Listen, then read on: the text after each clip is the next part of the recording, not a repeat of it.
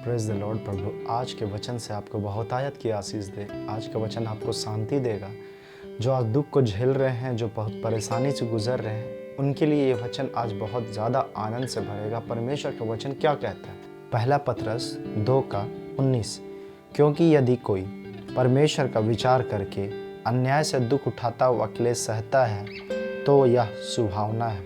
हम लोग ये समझकर कि परमेश्वर का विचार समझकर कि ठीक है, अगर प्रभु की यही मर्जी है, यही इच्छा है कि हम दुख उठाएं, तो ये हमारे लिए क्लेश भला है, अच्छा है।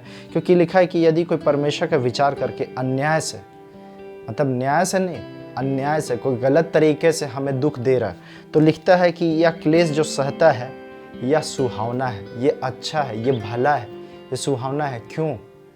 क्योंकि जो हमारे लिए दुख होता है, हमारे जीवन में दुख आना ज़रूरी है ताकि हम परमेश्वर की विधियों को सीख सकें। भजन संहिता 119:71, मुझे जो दुख हुआ है वह मेरे लिए भला ही हुआ है, जिससे मैं तेरी विधियों को सीख सकूं। मतलब जो हमारे लिए दुख होता है वो हमारे लिए इसलिए हुआ कि हम परमेश्वर का नियम, उस विधि को समझ सके कि हमें ये चीज़ जानना ज़रूरी था, इसीलिए हमें दुख हुआ, ताकि हम किसी मनुष्य पे भरोसा नहीं करेंगे, हम किसी और का सहारा नहीं लेंगे, हम किसी और पे डिपेंड नहीं रहेंगे। मतलब जो हमारे लाइफ में दुख भी आया है वो हमारे भले के लिए आया है। दूसरा कुरिन्थी 4:17, क्योंकि हमारा पल भर का हल्का सा क्लेश हमारे लिए बहुत ही महत्वपूर्ण और अनंत महिमा उत्पन्न करता जाता है। मतलब हमारे लिए हल्का सा क्लेश क्या करता है? हमारे लिए बहुत ही ज़रूरी है, जो अनंत महिमा हम लोग के लिए उत्पन्न करेगा।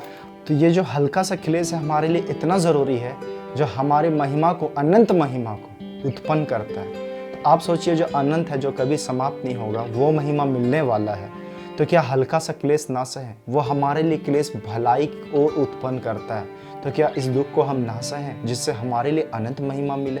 इसीलिए हल्का सा क्लेश, इसीलिए हल्का सा दुख हमारे लिए बहुत महत्वपूर्ण होता है, ज़रूरी होता है हमारे जीवन के लिए। तो उसके लिए परमेश्वर का धन्यवाद दे कि उसने हमसे इतना प्रेम किया कि हमारे जीवन में उस क्लेश को आने दिया, ताकि हम परमेश्वर की आज विधि को भी सीख सकेंगे और परमेश्वर के वचन को भी समझ सकेंगे। और हम जब दुख होता है तो हम परमेश्वर की ओर भागेंगे और ज़्यादा परमेश्वर पे विश्वास करने लगेंगे। क्योंकि जब सहारा, रास्ता बंद हो जाता है, किसी का सहारा खत्म हो जाता है, तो हम दुख होते हैं तो हम किसको पुकारते हैं? परमेश्वर को पुकारते हैं। तो क्या ये हल्का सा क्लेश हमारे लिए कितना इम्पोर्टेंट है, वो सोच के देखिए। प्रभु का धन्यवाद दीजिए उस क्लेश में भी। जैसे आयुब का जीवन में क्लेश भी आया, तो परमेश्वर का धन्यवाद ही दे रहा एक तरीके से, क्या परमेश्वर ने मुझे सुख दिया है तो क्या मैं दुख को ना लूँ? आयुब पुस्तक 2:10, उसने उससे कहा, तू एक मूढ़ स्त्री की सी बातें करती है। क्या हम जो परमेश्वर के हाथ से सुख लेते हैं दुख ना लें? इन सब बातों में भी आयुब ने अपने मुंह से कोई पाप नहीं किया। Praise the Lord. तो सोचिए, आयुब ने अपने मुंह से कोई भी पाप नहीं किया, और जब परमेश्वर ने सुख दिया है तो वो कहता है कि मैं उस दुख को ना लूं।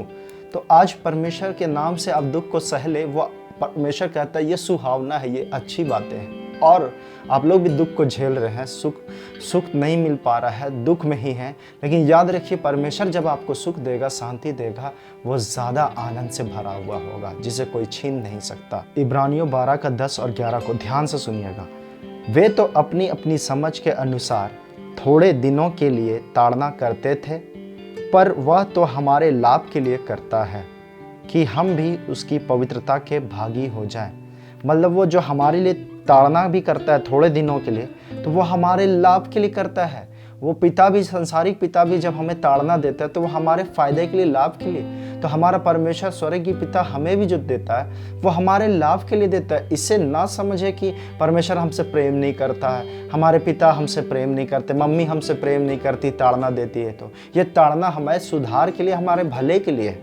और कहता है 11 में, वर्तमान में हर प्रकार की ताड़ना आनंद की नहीं पर शोक ही की बात दिखाई पड़ती है, तो भी जो उसको सहते सहते पक्के हो गए हैं, बाद में उन्हें चैन के साथ धर्म का प्रतिफल मिलता है।